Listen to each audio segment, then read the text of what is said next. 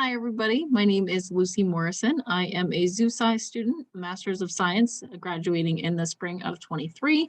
And the animal I chose was the Przewalski's horse, Equus ferus przewalski, aka the Taki, the Asiatic wild horse, the Mongolian wild horse, or the Mongolian Tok, depending on who you ask.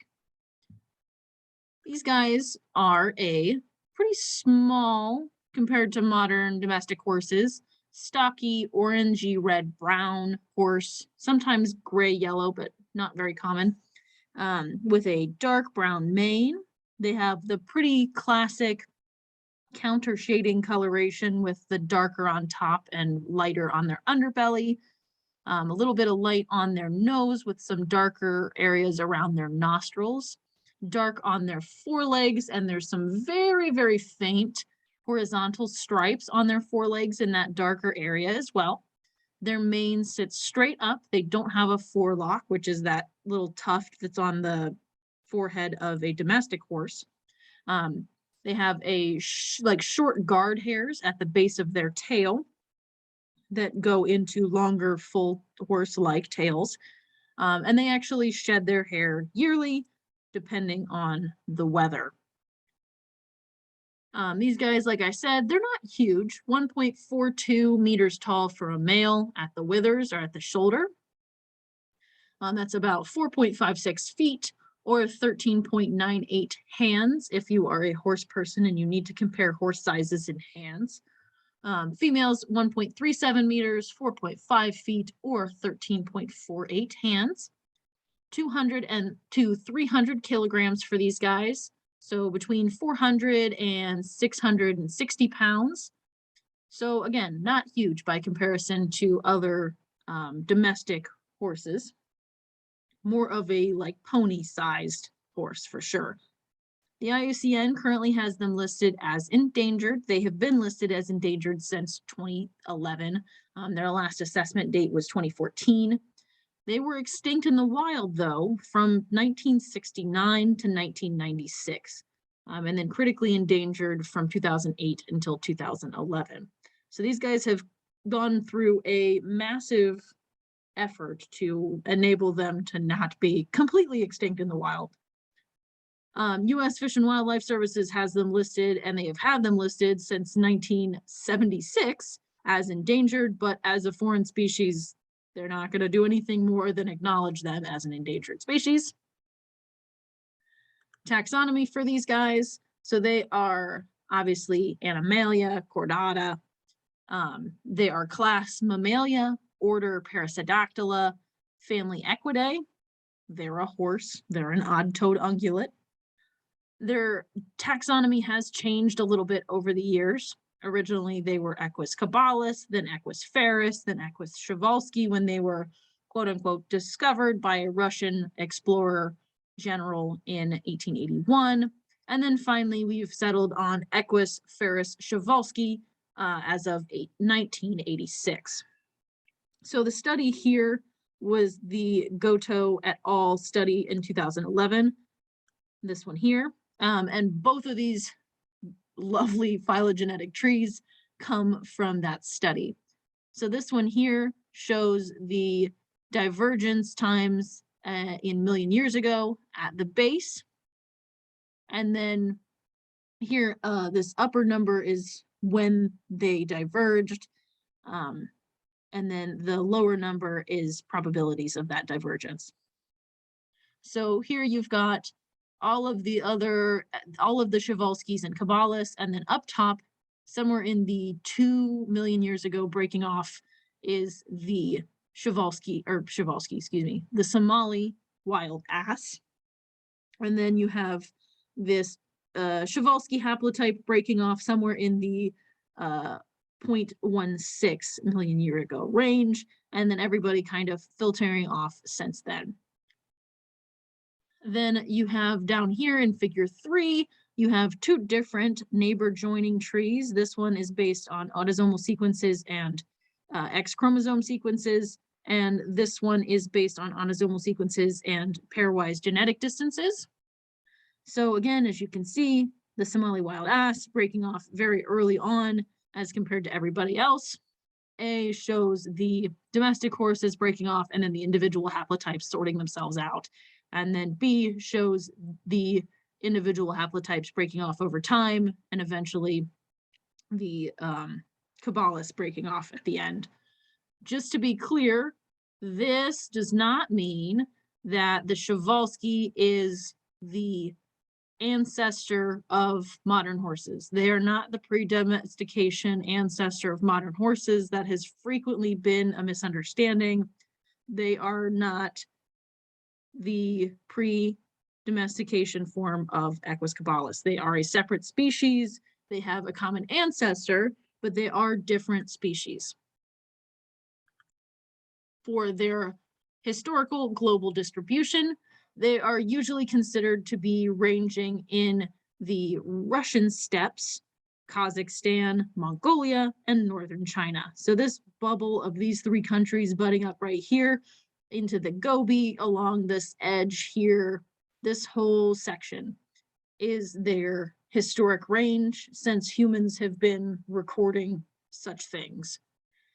They are thought to have prehistorically, though, ranged across this entire chunk, which is what is called the Eurasian steppe. So it's a big chunk of grasslands, and they are thought, because they're grazers and they just kind of wander around anyways, they're thought to have wandered around through this entire chunk of land. Today, however, that is not the case. Again, they were extinct in the wild until like a little over 10 years, 10, 15, 20 years ago, up until 96. Some of us were born after that. These guys did not exist in the wild. So we've got 5 populations in Mongolia and China. We've got 3 in Mongolia, the Hustai National Park, Komintau, and the Great Gobi Bee strictly protected area. And then in China, you have the Kalamali Nature Reserve, the Dunhuang Shihu National Nature Reserve. And they are considered by the IUCN to be regionally extinct in Russia, Kazakhstan, and the Ukraine. Currently, these are the only populations that are considered as wild, unmanaged, although that's not entirely true for the Chinese population groups. That's it. There are, however, several different semi-wild populations who live in large reserves or with some management. And that is in La Villarette, France, Askania Nova in the Ukraine, Hodabagi National Park in Hungary, Bukhara in Uzbekistan, Orenburg State Nature Reserve in Russia, and then an unfenced area that I'll talk a little bit more about in the Ukraine. Mongolia, again, you got the 3 locations, the Takintal or the Great Gobi Bee strictly protected area. They have been reintroduced to this area since 1992. As of 2009, there were 151 individuals there. But in the winter of 2009 into 2010, they suffered some serious losses with a really harsh winter. And as of 2012, there were only 23 mature individuals in that population. That has, I believe, changed, but I couldn't find an exact number. There are still reintroductions and stuff into that area, so I highly doubt that it is as low as that. In the Hustai Nauru National Park, that's this one here. That is, again, since 1992, they've been reintroduced there. As of 2012, they had 53 mature individuals, but it is estimated as high as 297 individuals as of 2013 by another researcher. He was, however, including foals and juveniles in that count, whereas the 53 was not. Those were mature animals only. And the Komintau Tak, that is this location right here. According to their website, there were 100 individuals there in September of 2020. So in all, like 200 based on these estimates in all of Mongolia. Again, that may have changed, but not a huge population, though this is their largest and only unmanaged area. The only management we do is reintroducing more into these areas. We don't do any genetic management of them. We're not choosing who they breed. They do their own thing. We just keep an eye on them. Into China, so slightly more managed in China. They do herd them and pen them and feed them for the winter because, again, extremely harsh winters that they don't quite know how to survive. You're going to have some serious losses. So to avoid that, they corral them for the winter. And then you have the Kalamali Nature Reserve. This is in the Xinjiang province. They have 127 individuals here as of 2013. And then the Dunhuang Shihu National Nature Reserve in Gansu province, 65 individuals there as of 2019. As you can see here, this map is actually the major climates of this region of Asia. So everybody in Mongolia is more in this grassland edge of the desert area.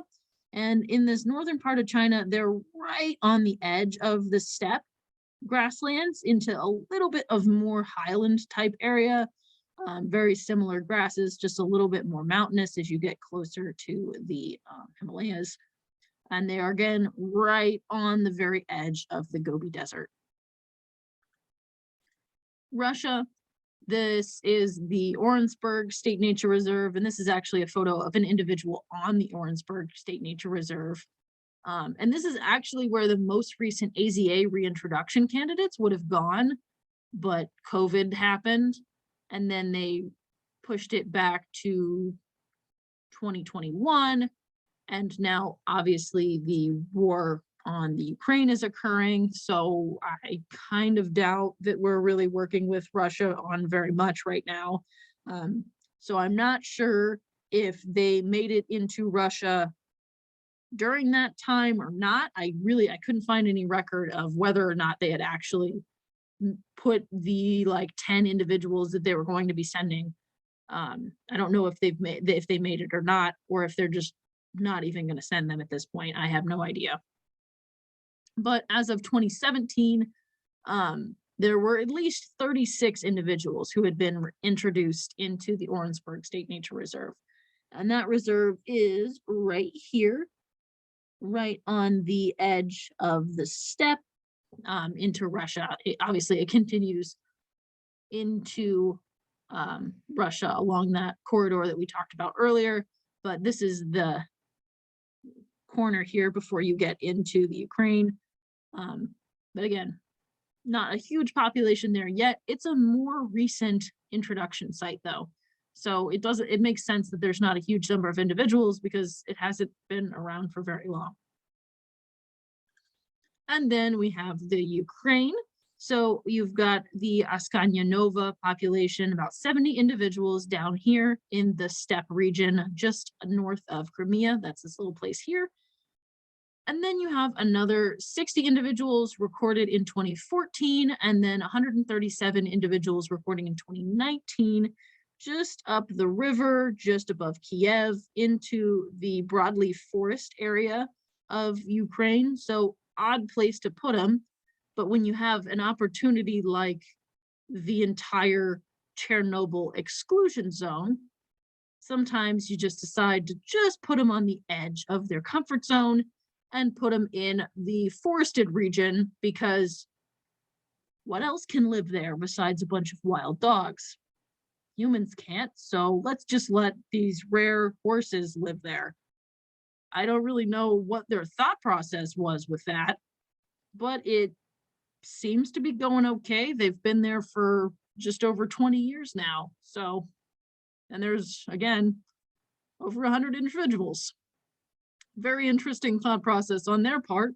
I absolutely love this picture of them just standing next to a radiation warning sign, but hey, I don't know what to say other than that. It's very, very interesting that they decided to do that, but who am I to say?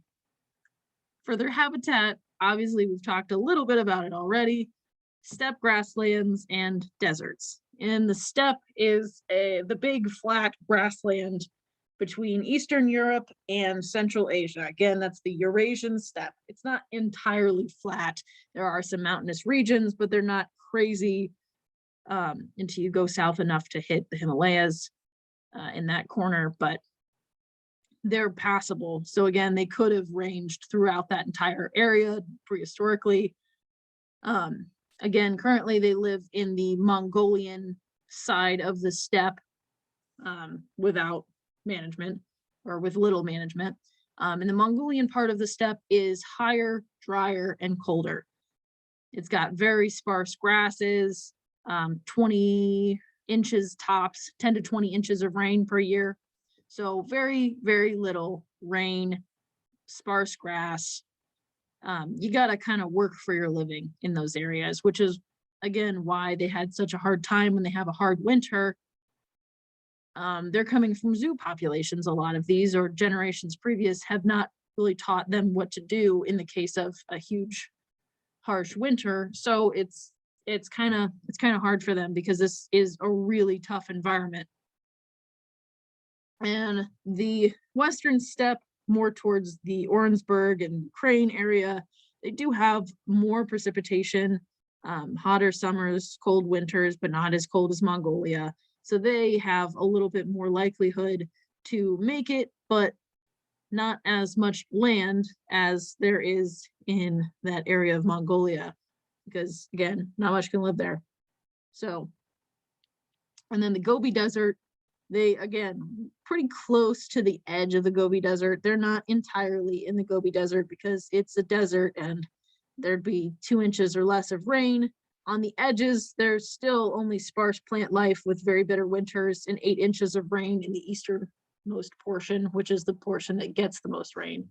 So it's not a really easy place to live. It's very difficult. Not a lot of competition really, besides human stuff, but it's really tough to live there. Diet, they're a horse. What do you expect them to eat? You're right, it's grass. They're an herbivorous grazer, hindgut fermenter. They're an equid. They eat exactly what you would expect, plus some desert vegetation because they're more desert than like grassland, savanna type. They're a little bit closer to that desert plant area. In Russia, in the Orangeburg Reserve, they're eating the native steppe grasses that are found there. In Uzbekistan, they're closer to the desert there, so they're eating more desert vegetation there. They actually eat, or have been documented eating 46 different species of different desert plants found there. And they were even eating them before the researchers switched them off of like hay entirely. They were eating those plants before they had to. And then since 94, they've been eating those plants only.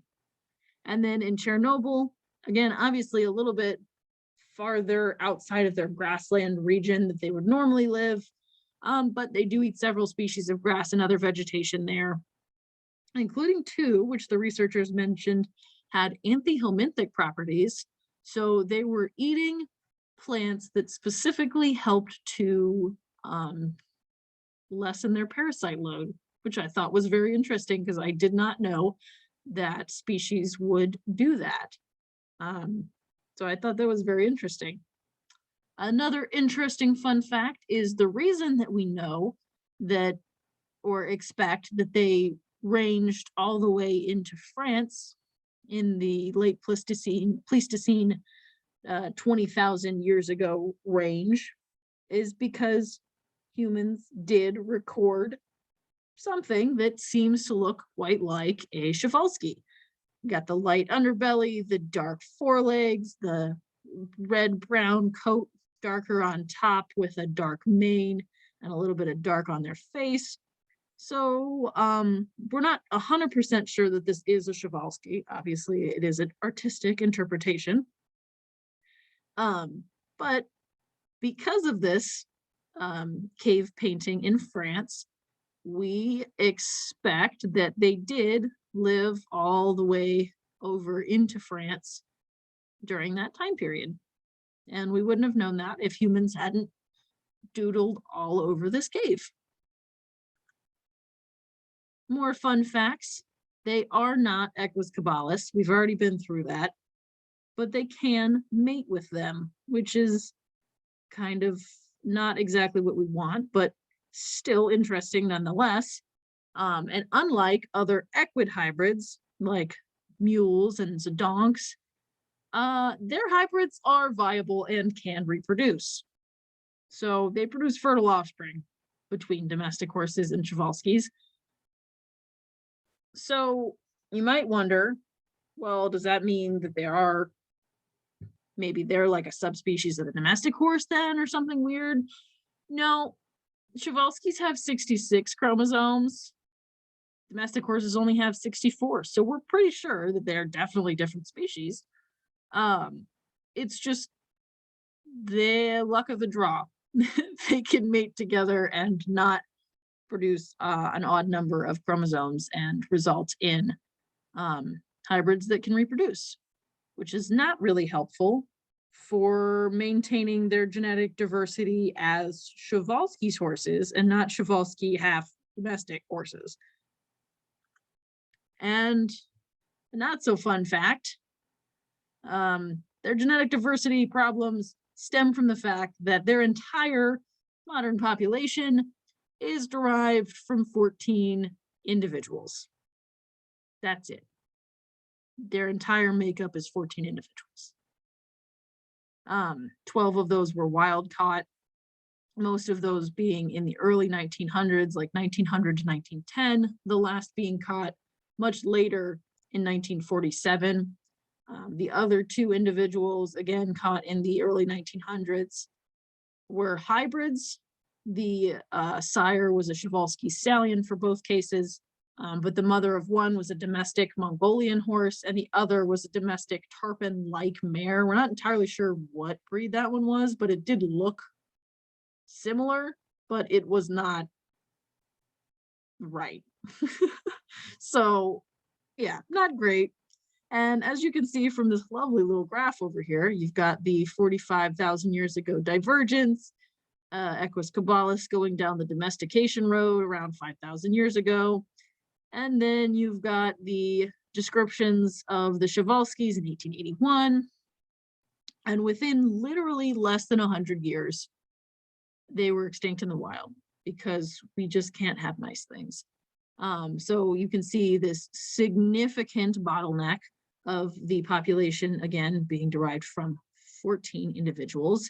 And then that population slowly growing out to be the modern population, which, as you can see from this red area here in this arrow, is partially made up of domestic horse genetics, both from the two hybrids that helped originate the modern population and from all of the other domestic horses along the line that we maybe didn't know about. It's thought that there were at least 4 domestic horses included in the early stud book, but we're not entirely sure because we didn't know when we got these individuals if they were truly Przewalskis or if they were hybrids early on.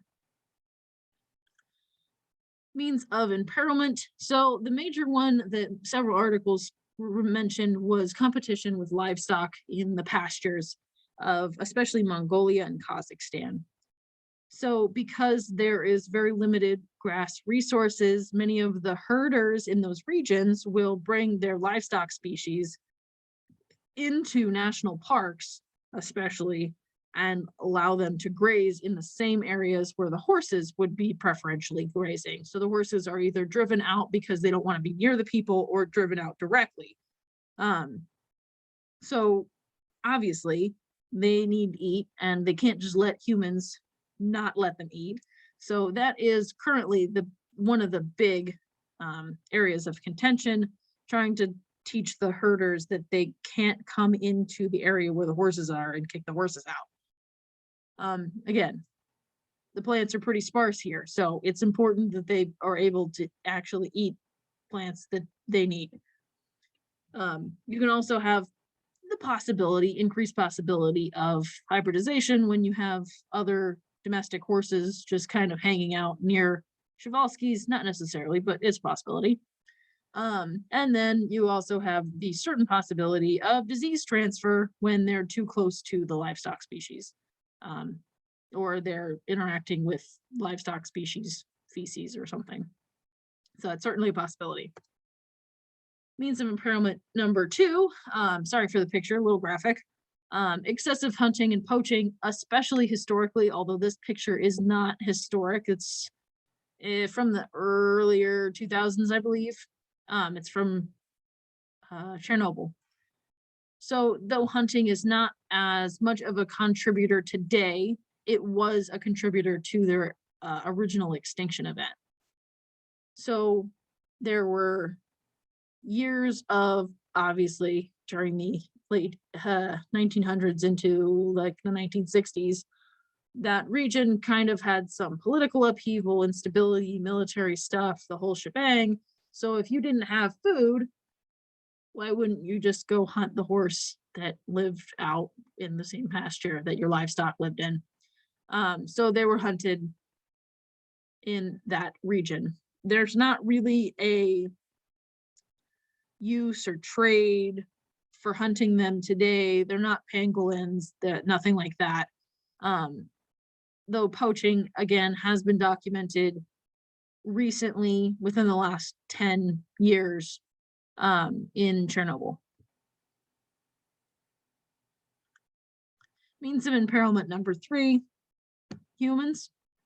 I couldn't decide on a third one specifically, so I just decided to tell you the story of how we got those 14 individuals that became the founding population, because humans are garbage. So obviously you've got the conflict stuff, you've got climate change affecting, but the big one is that not long after these animals were discovered by Western zoos and stuff, when they were found by Przewalski, not long after that was the time of people like Hornaday and other big zoo people who wanted the coolest specialist animals to fill up their zoo. That included these guys. So several of the big zoos of the early 1900s wanted these horses, and they were paying big money for it. So a man named Hagenbeck would chase these horses down until their foals gave up, and then he would steal the foals and raise them with domestic mothers, of which he had killed the foals so that they would feed the Przewalski foals, and then walked the entire party back to Europe. So obviously, stress, just so stressed. These poor foals were taken from their mothers, dumped with horses that probably may not have wanted them, and then just walked halfway across the frickin' country. So obviously not many of them made it. There was no assessment of their population to say, oh shoot, it's not really sustainable if we kill 50 of them to get 50 of them. Huh. Oh well. So nobody thought that. And then proceeded the years of military instability and continued collection of these individuals. So we, in part, in the zoo industry, caused part of why they have problems. And then at the same time, we solved that problem by having them in captivity. So if we wouldn't have had them, they would have been gone entirely, probably. But if we wouldn't have caught them, would some of them have survived in the area anyways? Hard to say. If you want to read more about that, there is an entire chapter of it. I believe it's chapter 6 in the Ark and Beyond. So it's in our textbook. It's a good chapter. Just kind of takes a poop on Horn a day because that guy sometimes, I swear. Anyways, no more ranting. Population viability in the wild. So again, in those reintroduction locations and those reserves where they're in the semi-wild populations, there's likely around 1,000 individuals. This was literally just me counting all of the estimates together and kind of cobbling together a guess. So there could be more or less, depending, probably a little bit more because the population is increasing according to IUCN. But the main concern for these wild populations, especially populations that are outside of the like large reserve setting, so like Chernobyl and the Mongolian populations and the China populations, they get to mate with whoever they want. We don't have any say over that anymore. And because we're not mathematically determining who needs to be with who in order to increase their diversity as much as possible, their diversity has decreased a little bit with the wild populations. On top of that, for example, in the Chernobyl population, they do sometimes breed with domestic horses. In Chernobyl, especially, they have seen harems that include feral domestic horses, and they have also seen what they think are hybrids between those two. So changing genetic diversity, maybe making it better, but not really, because they're introducing a different species genetics, which is not the point of the thing.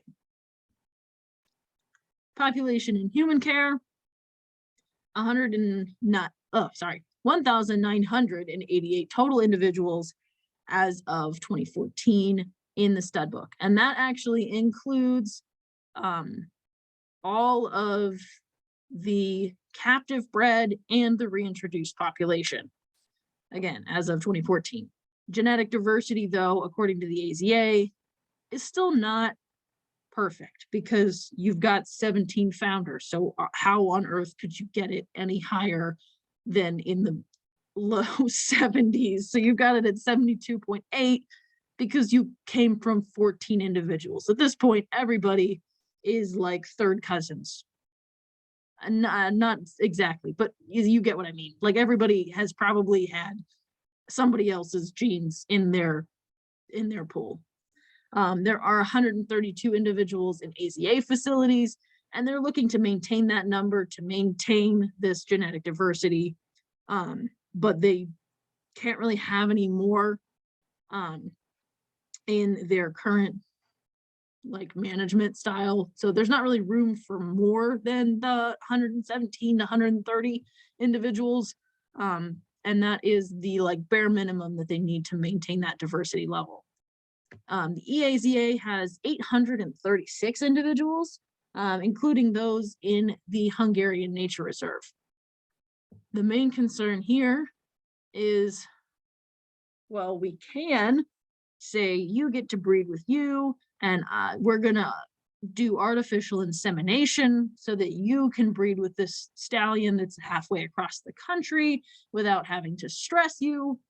There's not really much more genetic diversity that we can add to this population because of the very extremely limited population that it comes from. They have actually cloned individuals in the past. I believe San Diego did. So extremes are still an option, but they're still being cloned from individuals that have been in the pool within the last 100 years. Management options in general that are not those extremes are kind of limited. We've kind of plateaued their genetic diversity. It does increase very slightly, but there's no new genes to add unless they somehow mutate like wildly. There's very little new that can be added at this point. recovery efforts, obviously, their entire existence is recovery efforts. So this one is just explaining a little bit more about the Mongolian reintroduction. It is the largest, longest ongoing reintroduction, like I said, starting in the 90s and like 92. And everybody that is doing in situ conservation and ex situ conservation is kind of involved in this at this point. So AZA, EAZA, WAZA, IUCN, everybody's involved. Also including several governments, like whole governments. I want to say Austria helped to fund an entire nonprofit that is aiming at reintroducing these guys to an area that they're not even in. Like weird stuff. Everybody wants these horses to keep living. So everybody is involved in donation or help with or management of breeding and keeping and reintroducing these guys to Mongolia, and some of the other populations as well. The Mongolian populations, they are monitored by both local and international scientists, including, I believe, some from the Smithsonian. And these guys are able, unlike everywhere else, to roam free of fences without any hands-on interactions, really, in harems or bachelor herds as they would have before we discovered them and decided to bring them all into a zoo. AZA effort number 2, or sorry, recovery effort number 2, AZA, EAZA, WAZA, all of these zoo accreditation agencies and stuff, their members are involved. AZA has 17 members involved in the SSP for the Asiatic wild horse, which is what they call the Przewalski. The EAZA has 77 members involved in their EEP species programs for the Przewalski. The WAZA supports breeding efforts, donations, reintroductions, all that kind of stuff. And they're, I believe, most of the accredited zoos are members of the WAZA as well. So in general, everybody is doing a lot. For example, for an AZA example, close to me, probably close to anybody that's living in the Ohio, West Virginia range, if you want to see these guys, they're found at the wilds in Cumberland, Ohio. And they manage them there in harems and bachelor groups, or in bachelor groups. I believe they don't have any breeding recommendations at this time, but some of their individuals were planned to go to the Orangeburg State Nature Reserve because they live in the grasslands of Ohio, and they have had different grass species, but a similar climate. And they were going to be taken up to, I believe, the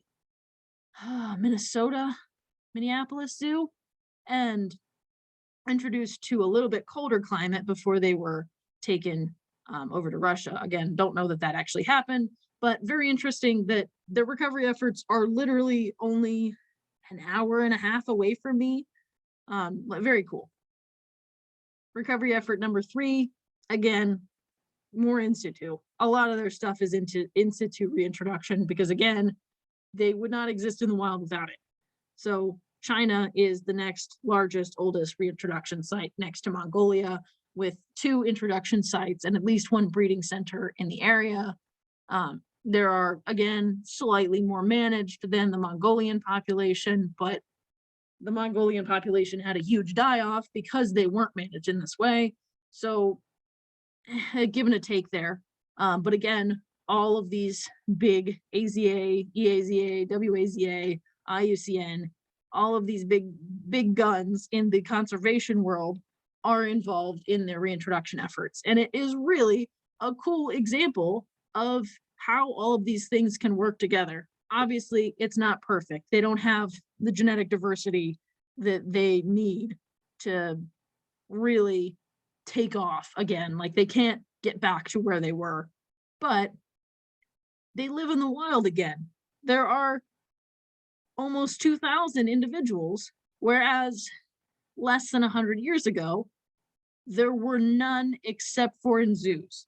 So, just an amazing effort, um, in general, despite the problems with the population being derived from those 14 individuals. It's just an amazing recovery effort because these guys would be gone if it weren't for that. So, with that, I will leave you with the slogan Save the Last True Wild Horse, because these guys are the last truly wild horse species. They're not domesticated, they never have been. All the North American wild horses, Mustangs, those guys are all feral. These bad boys are the real deal. They are the last truly wild horse. Couple of slides of references here because I had many, and that's it. So thank you guys for listening to me ramble for 40 minutes about horses. Have a good day.